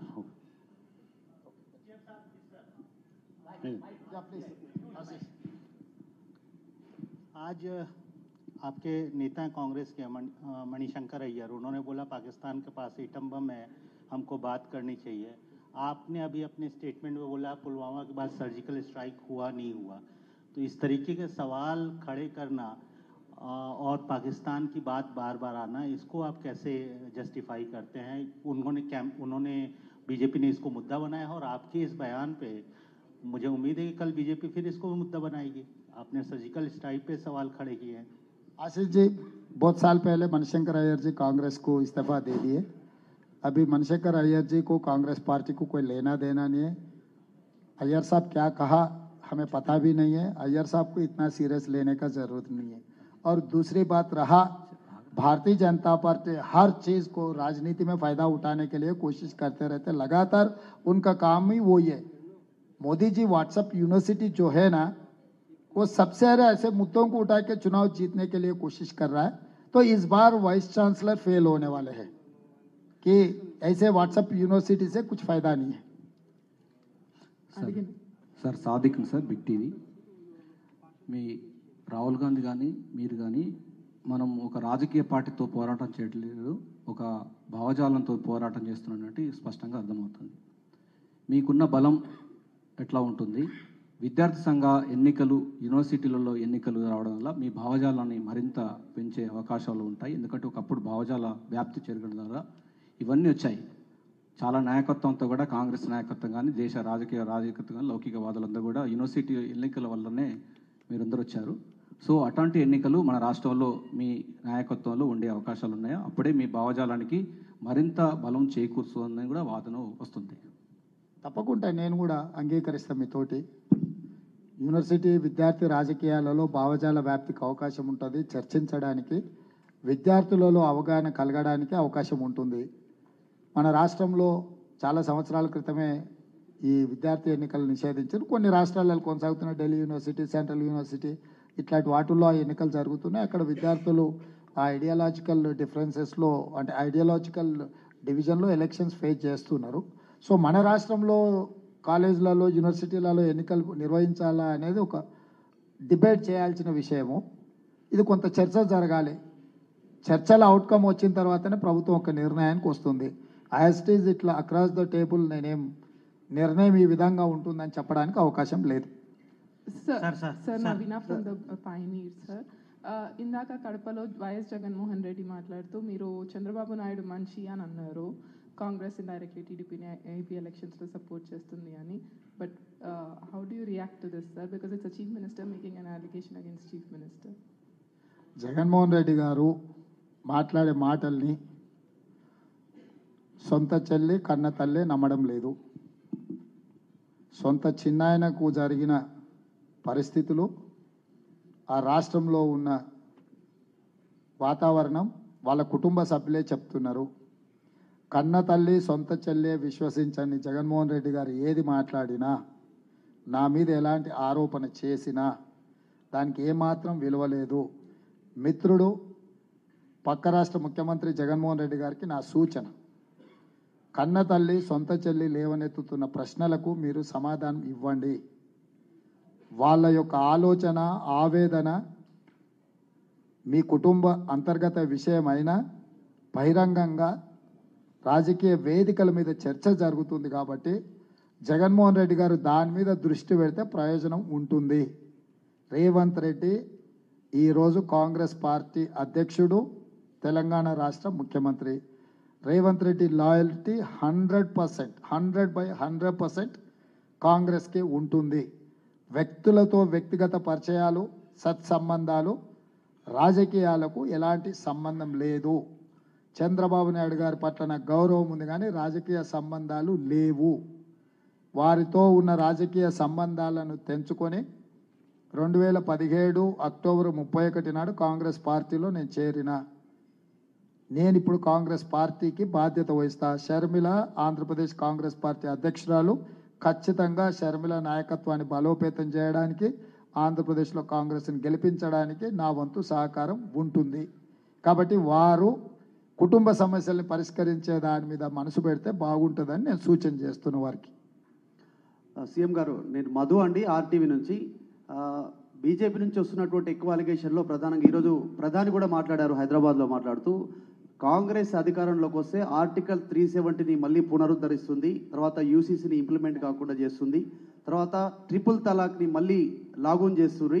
ఈ రకంగా ఉంది సిచ్యువేషన్ అంటున్నాయి. మరొకటి దీనికి యాడ్ ఆన్ ఏంటంటే హైదరాబాద్ ఎంపీ అభ్యర్థి గురించి మాట్లాడారు, కాంగ్రెస్ ఎంపీ అభ్యర్థి గురించి. అసదుద్దీన్ ఓవైసీని గెలిపించడానికి బలహీనమైనటువంటి అభ్యర్థిని కాంగ్రెస్ పార్టీ నిల్చోబెట్టింది అనేటువంటిది మాట్లాడారు. ఈ రెండింటిపైన ప్లీజ్. మొదట ఎన్నికలకు వద్దాం. హైదరాబాద్ నగరాన్ని జంట నగరాలను 3 జిల్లాలుగా విభజించిన మేము, హైదరాబాద్, సికింద్రాబాద్, ఖైరతాబాద్ అని. ఖైరతాబాద్ జిల్లా అధ్యక్షునికి ఎమ్మెల్యే టికెట్ ఇచ్చినాం, సికింద్రాబాద్ జిల్లా పార్టీ అధ్యక్షునికి రాజ్యసభ ఇచ్చినాం, హైదరాబాద్ జిల్లా అధ్యక్షుడికి హైదరాబాద్ పార్లమెంట్ టికెట్ ఇచ్చినాం. మేము మా పార్టీలో ఉండే నాయకులకు మేము టికెట్లు ఇచ్చినాము. అదే భారతీయ జనతా పార్టీ నాయకులను కాదని ఇచ్చిన టికెట్ హిందువులకు. 60% పైగా హైదరాబాద్ పార్లమెంట్లో ముస్లిం జనాభా ఉంటే హార్డ్ కోర్ హిందూ లాంగ్వేజ్ కూడా కాదు, ముస్లిమ్స్లని కించపరిచే విధంగా మాట్లాడే వాళ్ళని పెట్టడం ద్వారా నరేంద్ర మోడీ గారు అసదుద్దీన్ ఓవైసీని ఎన్నికలు గెలిపించడానికి ఒప్పందం చేసుకున్నాడు. నరేంద్ర మోడీ గారు ఈరోజు అసదుద్దీన్ ఓవైసీ గారిని ముస్లిమ్స్ ఓడించాలని అనుకున్నా ఆ ముస్లిమ్స్ ఓటేయలేని పరిస్థితి నరేంద్ర మోడీ గారు కల్పించిండ్రు. అదే మాధవిలత ప్లేస్లో ఒక న్యూట్రల్, ఒక అందరినీ కలుపుకోపోయే వ్యక్తిని ఈ ఎన్నికల బరిలో దించిన ఉంటే ముస్లిం ఓట్లలో కొంత పర్సంటేజ్ బీజేపీకి వస్తే మిగతా ఓట్లు కూడా యాడ్ అవుతే అప్పుడు అసదుద్దీన్ ఓవైసీని ఓడించడానికి అవకాశం ఉండే. తీవ్రమైన వ్యతిరేకత ఉన్నది అసదుద్దీన్ ఓవైసీ మీద హైదరాబాద్ పార్లమెంట్లో. కానీ ఆ వ్యతిరేకత ఉన్నా సరే ఇటు పక్కన ఓటు వేయలేని పరిస్థితి కల్పించిందే నరేంద్ర మోడీ గారు. మీరు ముస్లిం ఓట్స్ని కంప్లీట్గా పోలరైజ్ చేసి అట్లాంటి లాంగ్వేజ్ వాడి వాళ్ళకు ఒకవేళ అసద్దును ఓడగొడదామన్న ఆలోచన ఉన్నా వాళ్ళకి విధి లేని పరిస్థితి కల్పించి అసద్దును గెలిపించడానికి నరేంద్ర మోడీ గారు వ్యవహరిస్తున్నారు. కాబట్టి ఇవన్నీ కూడా ప్రజల ముందలున్నాయి. నరేంద్ర మోడీ గారు మాట్లాడే భాషకు, భావానికి కాలం చెల్లిపోయింది. మోదీ గారు ప్రతిసారి మోదీ గ్యారంటీ అంటున్నాడు. నేను క్లియర్గా చెప్పిన, I have told that Modi గ్యారంటీకి వారంటీ అయిపోయింది. వారంటీ అయిపోయిన మోడీ గారు ఏం చెప్పినా ప్రజలు విశ్వసించరు. मुख्यमंत्री जी एक मेरा सवाल है क्या वाकई में तेलंगाना में निवेश रोका जा रहा है? क्योंकि आपने एक इंटरव्यू दिया क्या था। प्रमोद जी? हाँ, आपने एक इंटरव्यू दिया था, उसमें आपने कहा था कि टेस्ला को तेलंगाना में इन्वेस्ट करने से रोका गया और गुजरात में उसको फोर्स किया गया। क्या वाकई तेलंगाना में निवेश को रोका जा रहा है? जरूर, हर बार जो भी कोई मल्टीनेशनल कंपनी तेलंगाना स्टेट में इन्वेस्टमेंट करने के लिए आए तो केंद्र सरकार खासकर नरेंद्र मोदी जी, अमित भाई ने ये इन्वेस्टमेंट्स गुजरात ले जाने के लिए कोशिश कर रहे हैं। उन लोगों का इरादा एक ही है, जितना भी है गुजरात में इन्वेस्ट करना, स्पिल ओवर कुछ बचे तो हम पकड़ना है। टेस्ला नहीं, उसके साथ साथ भी बहुत सारे हैं। मैं 13 तारीख के बाद पूरा मैं लिस्ट दूंगा जो पहले तेलंगाना इन्वेस्टमेंट करने के लिए इधर आ चुका है, उसके बाद यहाँ छोड़कर गुजरात चले गए, कुछ लोग देश छोड़कर चला गए कि अभी ये केंद्र सरकार से कुछ परमिशन लेना है तो मोदी जी, अमित भाई ने जो कह रहा है वही काम करना है। जो नहीं कर सकता है वो देश छोड़कर जा रहा है। आज के तारीख में जहां तक मुझे पता लग रहा है टेस्ला ने चाइना जाने के लिए कोशिश कर रहा है। Hello, sir. Hi, sir. I'm Kapuli Mukherjee from News 18.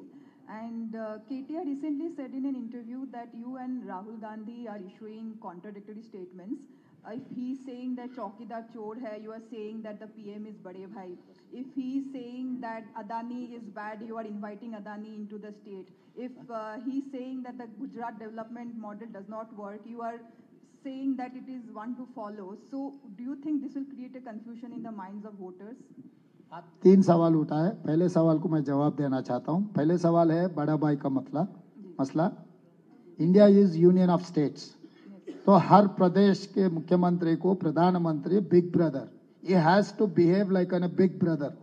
That is what my intention. I have told categorically, I have participated one developmental program with Narendra Modi ji. I have told him, but when you have said 5 trillion economy, if you wanted to grow that 5 trillion economy, I have one of the metropolitan city out of 5. Hyderabad, Mumbai, Bangalore, Calcutta, Delhi.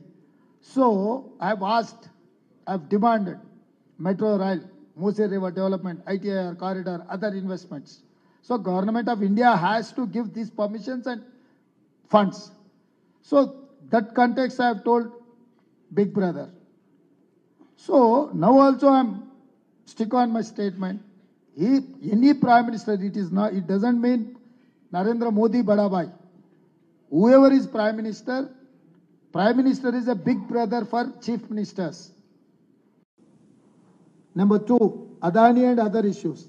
Whereas there is a difference between Narendra Modi and Revanth Reddy. Narendra Modi ji has given ports, airports and national highways to Adani with peanuts. Whereas Revanth Reddy has taken his investments in Telangana. I have not given anything. I have taken his investments in India in Telangana to create employment and income to the state.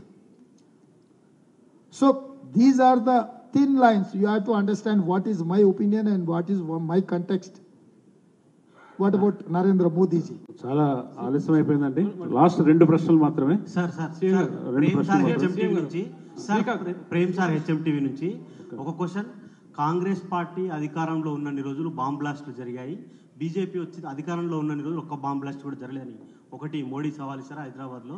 రెండవది, రాజ్యాంగం గురించి, రిజర్వేషన్ల గురించి మాట్లాడుతున్న మీరు మీ ప్రభుత్వానికి సంబంధించినటువంటి మంత్రివర్గంలో కానీ ఎమ్మెల్యేల సీట్ల కేటాయింపులో ఎస్సీ ఎస్టీ బీసీలకు జనాభా దామాషా ప్రకారం సీట్లు ఇవ్వలేదని మీ పార్టీకి సంబంధించినటువంటి నేతలే చెప్పారు. రానున్న మంత్రివర్గంలోనైనా ఎస్సీ ఎస్టీ బీసీలకు జనాభా దామాషా ప్రకారం మంత్రివర్గంలో చోటు కల్పించే అవకాశం ఉందా? Good question. సార్, రుణమాఫీకి సంబంధించి మీరు ఖచ్చితంగా మీ మీద విశ్వాసం సన్నగిల్లుతున్న ఉద్దేశంతోనే మీరు దేవుళ్ళు ఎటు వెళ్ళినా దేవుళ్ళ మీద ఒట్టేసి చెప్తున్నారా? కారణం ఏంటి? దాని గురించి మీరు చెప్పారు 15 ఆగస్ట్ చేస్తామన్నారు. మీ భరోసాతోనే మీ అందరికి మీకు ఓటేశారు. బట్ మీ తర్వాత ఓట్లేయాల్సిన అవసరం అంతదాకా ఎందుకు వచ్చింది? శ్రీకాంత్ గారు, హరీష్ గారికి నాకు మధ్యలో జరిగిన సంవాదం చూస్తే మీకు సమాధానం దొరుకుతుంది. నేను చెప్పాల్సిన అవసరం లేకుండా నేను స్పష్టంగా చెప్పిన, మే 9 తారీఖు లోపల రైతు భరోసా మొత్తం నిధులు వేస్తా. నేను నిధులు వేస్తే చంద్రశేఖరరావు గారు అమరవీరుల స్తూపం దగ్గరకు వచ్చి మొక్కు నేలకు రాయాలి, ఒకవేళ వేయకపోతే నేను ముక్కు నేలకు రాస్తా అని చెప్పిన. 15 ఆగస్టు లోపల రైతు రుణమాఫీ 2 లక్షలు చేస్తా అని నేను చెప్పిన. హరీష్ రావు గారు నువ్వు చేయలేవు, నువ్వు చేస్తే రాజీనామా చేస్తా అన్నాడు. నేనేమన్నా నల్గొండలనే అనుకుంటా, యాదాద్రి లక్ష్మీ నరసింహస్వామి మీద ఒట్టేసి నేను చెప్తున్నా, నేను దేవుడిని నమ్ముతాను కాబట్టి 15 ఆగస్టు లోపల నేను రైతు రుణమాఫీ చేస్తా, మీరు రాజీనామా పత్రాన్ని జేబులో పెట్టుకోండి అని అంటే ఆయన పెద్ద సీసపద్యం వాళ్ళ మామగారు రాసి ఇచ్చిండ్రు, అది రాసుకొని వచ్చి అమరవీరుల స్తూపం దగ్గర డ్రామా చేసిండు. రాజీనామా పదే పదే తెలంగాణ కోసం చేసిన అని చెప్పుకున్న హరీష్ రావు గారికి రాజీనామా అంటే రిజిగ్నేషన్ ఫార్మేట్ మీకు తెలుసు కదా, స్పీకర్ ఫార్మేట్. సో రాజకీయాలు వాళ్ళకే కాదు మాకు తెలుసు, అందుకే నేను ఈరోజు మీ ద్వారా కూడా హరీష్ రావు గారికి సూటిగా చెప్తున్నా, 15 ఆగస్టు లోపల నేను రైతు రుణమాఫీ చేసి తీరుతా, రాజీనామా చేసి శాశ్వతంగా ఎన్నికల్లో పోటీ చేయనని హరీష్ రావు గారు మాట ఇచ్చింది, ఆ మాటకు కట్టుబడి ఉండాల్సిందిగా వారిని విజ్ఞప్తి చేస్తున్నా. లాస్ట్ ప్రశ్న అండి, ఒకటే ప్రశ్న. రేవంత్ రెడ్డి గారు ఒక్క నిమిషం. ఇప్పుడు మోడీతో డే అంటే డే అంటున్నారు, భవిష్యత్తులో కేసులు ఎదుర్కోవడానికి సిద్ధంగా ఉన్నారా? 2, మీ ప్రియమైన సిస్టర్ని గెలిపించడానికి ఏపీలో ఎందుకు పర్యటించలేదు? ఆవిడే పెద్ద నాయకురాలు, ఆవిడనే 175 మంది ఎమ్మెల్యేలను గెలిపించే ప్రయత్నం చేస్తుంది. ఆవిడని గెలిపించడానికి రాహుల్ గాంధీ గారు ఆ రాష్ట్ర పర్యటనకి వెళ్తున్నారు. నాకు నా రాష్ట్రంలో 17 మంది పార్లమెంటు సభ్యులను గెలిపించే బాధ్యత నా మీద ఉన్నది. మా కార్యక్రమాలు ఏఐసిసి మానిటరింగ్ చేస్తుంది, ఎవరు ఎక్కడికి వెళ్ళాలి, ఎవరు ఎక్కడ ఎన్నికల ప్రచారం చేయాలా అనేది. కాబట్టి పార్టీ ఆదేశాల మేరకే మేము పనిచేయడం జరుగుతుంది. సార్ కొండంటి ఇంటివి సార్, నియోజకవర్గాల విభజన అన్నది దక్షిణాది కత్తిలా వేలాడుతుంది అంటున్నారు. ఎటు రేపు ఇండియా గవర్నమెంట్ వస్తుందని అంటున్నారు, ఎటు మోడీ దిగిపోతున్నారు. మీ విధానం ఎలా ఉండబోతున్నది ఒకటి. రెండోది 9 లక్షల కోట్లు తెలంగాణకి ఇస్తే మీరు లేని గుడ్డును గాడిద గుడ్డును తీసుకొచ్చి ప్రజలకు చెప్తున్నారు అంటున్నారు, బాధపడుతుంది. ఇప్పుడు ఈ పునర్విభజన అనేది ప్రమాదకరంగా ఉంది, మోడీ వస్తే అది మెడ మీద కత్తే అని చెప్పినాం, అందుకే ఇండియా కూటమి రావాల్సిందే అని చెప్తున్నాం. పూర్తి స్థాయిలో చర్చించి దామాషా ప్రకారం ఏ రాష్ట్రాలలో ఎన్ని సీట్లు ఉన్నాయో ఆ ప్రాతిపదికన పెంచే ప్రతిపాదన తెచ్చినప్పుడు సౌత్కు నష్టం జరగదు. జనాభా ప్రాతిపదికన గతంలో జరిగిన నియోజకవర్గాల పునర్విభజన టర్మ్స్ ఆఫ్ రెఫరెన్స్ ఉంటే తెలంగాణకు నష్టం జరుగుద్ది. కానీ ఉన్న సీట్ల ప్రాతిపదికన 80 సీట్లున్న ఉత్తరప్రదేశ్కు ప్రపోర్షనేట్గా ఎంత పెరగాలి, 17 సీట్లున్న తెలంగాణకు ప్రపోర్షనేట్గా ఎంత పెరగాలి, 25 సీట్లున్న ఆంధ్రప్రదేశ్కు ప్రపోర్షనేట్గా ఎన్ని పెరగాలి అనే ప్రపోర్షనేట్గా పెంచితే మన రిప్రజెంటేషన్కి నష్టం జరగదు. గతంలో ఒకసారి నియోజకవర్గాల పునర్విభజన జరిగినప్పుడు ఈ ప్రపోజల్ వచ్చింది, నాకు తెలిసి అప్పుడు ఆ విధంగానే జరిగింది అనుకుంటున్నాను, పెద్దలు రామచంద్రమూర్తి గారు చెప్పాలి. సో ఇప్పుడు కూడా జనాభా ప్రాతిపదికన నియోజకవర్గాల పునర్విభజన జరిగితే దక్షిణ భారతంలో ఉండే మన అందరికీ నష్టం జరుగుద్ది. దాన్ని ఏ మాత్రము ఏకీభవించమో, దాన్ని పూర్తిగా వ్యతిరేకిస్తున్నామో. దామాషా ప్రకారం ఇప్పుడున్న రిప్రజెంటేషన్ ప్రకారమే సీట్లు పెంచినప్పుడు మనకు నష్టం జరగకుండా ఉంటుంది. కాకపోతే దీని మీద లోతుగా ఇంకా పూర్తి స్థాయిలో చర్చ జరగాల్సిన అవసరం ఉంది. హలో సమయం అయిపోయిందండి. నిజంగా చివరి ప్రశ్న నరసింహారావు గారు, ఈనాడు నరసింహారావు గారు. My suggestion is one second. The TV okay, but print deadline వచ్చింది, అందుకనే బెటర్ టు లాస్ట్ క్వశ్చన్. దేశంలో సార్ రేవంత్ రెడ్డి గారు, దేశంలో ఇలా రేవంత్ రెడ్డి వ్యాఖ్యలు హాట్ టాపిక్గా మారాయి.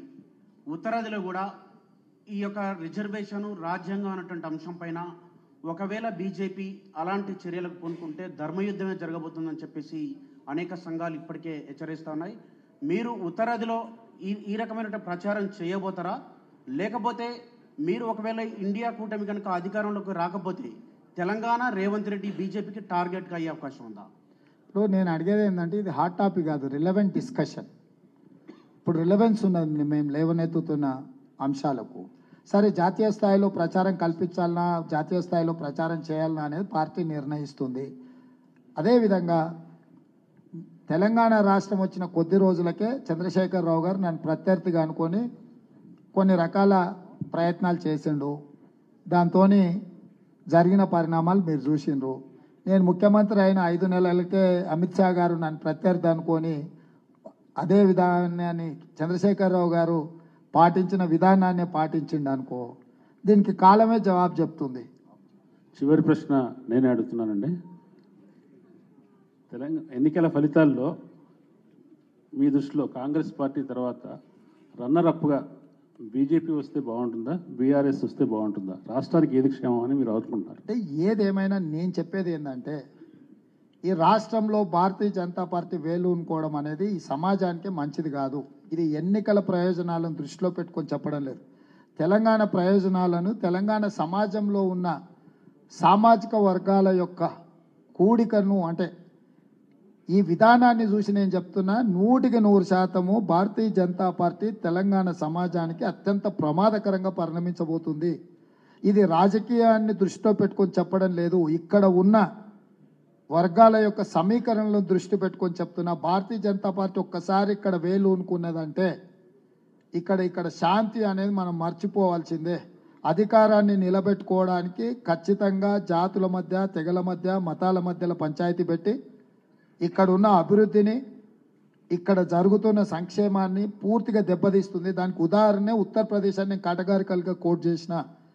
ఢిల్లీ పార్లమెంట్ హౌస్ నుంచి just 25 minutes walk away Noida. ఏ రూపాయి ఇన్వెస్ట్మెంట్ రావడం లేదు. ఎందుకు? కేవలం భారతీయ జనతా పార్టీ మత ప్రాతిపదికన మనుషుల మధ్యలో, మతాల మధ్యలో, జాతుల మధ్యలో చిచ్చు పెట్టి అధికారాన్ని నిలబెట్టుకోవడానికి చేస్తున్న ప్రయత్నాలు ఇది శాంతి భద్రతల సమస్యగా పరిణమిస్తుంది. శాంతి భద్రతలు లేని రాష్ట్రంలో కానీ దేశంలో కానీ ఎవరు పెట్టుబడులు పెట్టరు. పెట్టుబడులు పెట్టకుండా ఉద్యోగ ఉపాధి అవకాశాలు, రాష్ట్రం యొక్క ఆదాయము పెరగదు. కాబట్టి ఇంకెవరు గెలుస్తారు అనేది పక్కన పెట్టండి. బీజేపీ మాత్రం ఈ రాష్ట్రంలో ఏ ఒక్క సీటు కూడా గెలవకూడదు అనేది నా విధానము, మా ఆలోచన.